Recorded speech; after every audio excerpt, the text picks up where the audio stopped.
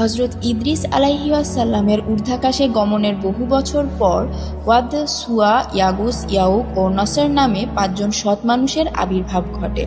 তাদের একই মাসে মৃত্যু হলে তাদের স্বজনরা খুবই বেদনার্ত হয়। তাদের এ অবস্থা থেকে কাবিল গোত্রের এক ব্যক্তি বলল, আমি কি তোমাদের জন্য তাদের আকৃতিতে আত্মাবিহীন 5টি মূর্তি তৈরি করে দেব? তারা সবাই এতে সম্মত হলে সে তাদের জন্য তাদের আকৃতিতে 5টি মূর্তি নির্মাণ করে দিল।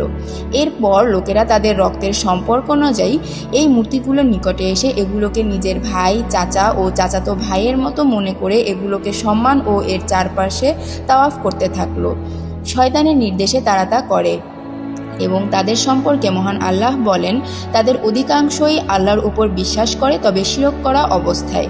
ধীরে ধীরে এই প্রজন্মের লোকদের বিদায়ের পর পরবর্তী প্রজন্মের লোকদের নিকট এই মূর্তিগুলোর প্রকৃত ইতিহাস বিলুপ্ত হয়ে যায় এবং এগুলোর উপাসনা করা হয়। এগুলো যে শয়তানের প্ররোচনা ছিল এই মর্মে সূরা নূহে বর্ণিত হয়েছে। তারা বলল, তোমরা তোমাদের দেবতাদের পরিত্যাগ করো না, আরও পরিত্যাগ করো না ওয়াত, সুয়া, ইয়াগুস, ইয়াউক ও নসরকে। এরই পরিপ্রেক্ষিতে হজরত আদম আলাইহিওয়াসাল্লামের তিরোধানের 10 শতক পর হজরত নূহ আলাইহিসসালামের আবির্ভাব ঘটে। ধারাবাহিক আপডেট পেতে লাইক এবং সাবস্ক্রাইব করে সাথে থাকুন।